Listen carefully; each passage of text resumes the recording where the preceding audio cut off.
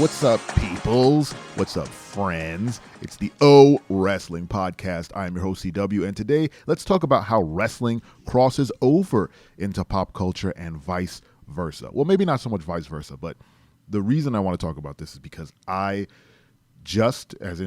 meaning yesterday, I watched Kenny Omega's entrance at Wrestle Kingdom 17, where he dressed like Sephiroth from Final Fantasy 7 and legit had a full opening Titantron with the one-winged angel introduction, I believe, and the song. Yeah, that's the name of the song, which was a shot of nostalgia I didn't know that I needed at the moment. I am a huge Final Fantasy fan. Let me rephrase. I'm a huge Final Fantasy 7 fan. It was the first JRPG that I ever played.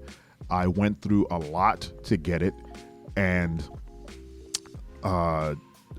when I did play it, I played it so much and so thoroughly and so reverently that it's today one of my top 3 favorite games of all time. I think Skyrim's on that list, and I don't know what the other one is, but it's definitely Skyrim.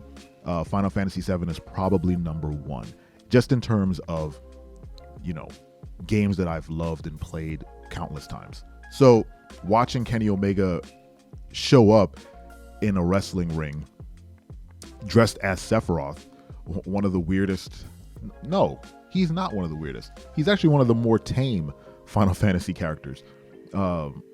He just carries a really big sword, but iconic. One of the most iconic Final Fantasy characters. I was kind of flipping through my mental Rolodex of wrestlers who are also gigantic nerds and how they brought that nerdiness into the ring with them. So the most obvious comparison would be the New Day and Xavier Woods. Xavier Woods is a friend to Kenny Omega. They are video game buds. They, I believe, 5 years ago, they did a Capcom New Day versus the Elite Street Fighter 5 tournament, which was huge at the time. It was WWE playing nice with another outside company.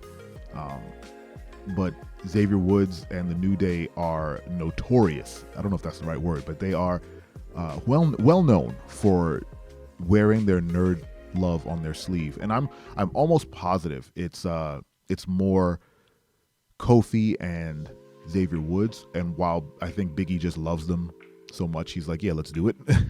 But they have, in spectacular fashion, promoted their love of anime and all types of fun stuff in their entrances. I think that's a good portion of where people show their love.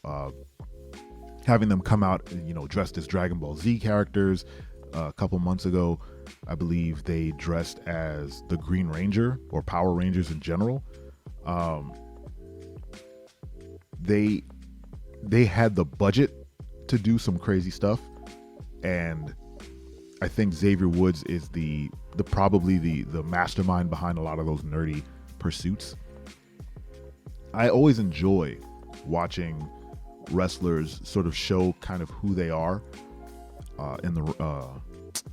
through their ring gear or their entrances or their movesets. Sometimes they do crazy movesets that are reminiscent of something they saw in Street Fighter or something they saw in a comic or whatever. So Kenny Omega is such a big dork that I believe his finishing move is called the one-winged angel. He does he shoots his arm out in his entrance for Wrestle Kingdom, like it's one of the wings on Sephiroth, which I thought was, every wrestler needs that thing when they do the entrance. They have some hand signal. It's kind of like a wrestling thing. You gotta do something, right? You gotta do some hand signal, something to get the crowd engaged. And him shooting his arm out like it's Sephiroth's wing, I thought was really interesting.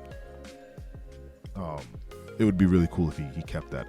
I don't watch Kenny Omega wrestling matches, so I don't know if he always does that, but I thought it was cool. The only thing I didn't particularly jive with was the complete lack of reaction from the crowd. And of course, I think that's just a Japanese thing. They're being quiet, they're being respectful of the entrance, the music, the wrestler. They come out to silence. They don't come out to crazy cheers. But I feel as though if they were to cheer, it would have been a raucous, crazy pop for that song and that entrance. I almost wish he did more. He came out, he shot his arm out, he turned around and just walked to the ring. I almost want more happening. It should have been a little bit more elaborate. If he was in, say, WWE, I think he would have done some more stuff. But I mean, just remember the New Day had a gigantic box of cereal that they crawled out of, which I'm still wondering how they did. Were they laying on their side and then kicked the box over? It was weird. But yeah, a bigger budget would have helped do some of that. And if just thinking back even further, Rey Mysterio was always the guy who wore a lot of that nerdiness on his mask or his ring gear. Rey Mysterio is famous for having some of the best ring gear, and a lot of it was like inspired by Marvel characters. He's done Daredevil, he's had Captain America. Rey Mysterio was always, when a pay-per-view rolled around, you were excited to see the kind of ring gear he was going to be rocking, because it was probably going to be something either extremely lucha focused or something really nerdy. I always remember the Daredevil one. It was really well put together. And the fact that the fact that he wears a mask, he gets to dress up the mask in an interesting way, is fantastic. I mean, if you've seen the cover of WWE 2K22, he has this creepy, honestly creepy mask with just like spikes sticking out of it, very Hellraiser-esque. I don't know if that was the inspiration for that, but it freaked me out as an adult man. So Rey Mysterio is another like classic example of kind of wearing your nerdiness on your sleeve. And I think the last one I can think of was Johnny Gargano. Johnny Gargano in NXT had this one particular bit of ring gear that was just Wolverine's costume, which I remember I popped for seeing that. I don't watch NXT, or I did not watch a ton of NXT, the first iteration, the black and gold 1.0 brand, but I saw that bit of ring gear in one of my wrestling news feeds, and I popped hard all by myself in my house. I was like, oh man, my man dressed exactly like Wolverine. And I think his action figure has that gear. I might be mistaken, but if it does, I want to find that figure and purchase it, because the gear was great. And since then, I've seen Johnny Gargano on Up Up Down Down, Xavier Woods' video game YouTube channel. He's a gamer. He's a dork like the rest of us. And so I hope when he comes back from his injury, apparently by the Rumble, hopefully he has a new gimmick. And by gimmick, I mean hopefully they just allow him to be Johnny Wrestling. There's so much potential for Gargano to kind of take on, I don't want to say just the mid card, but he is a smaller guy, and he probably won't be winning like crazy big titles, but him and Chad Gable can have some fantastic matches, and I hope they get to tussle later on. Can you guys think of any wrestler who wears their nerd fandom on their sleeve? Let me know in the comments. I appreciate you guys listening.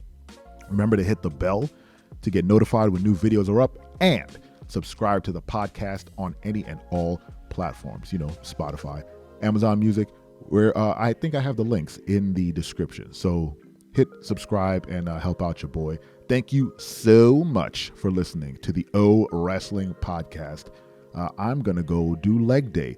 Just remember, I'm your friend, but if I ever see you in the ring, I can beat you. Don't you know? Yeah, yeah, yeah.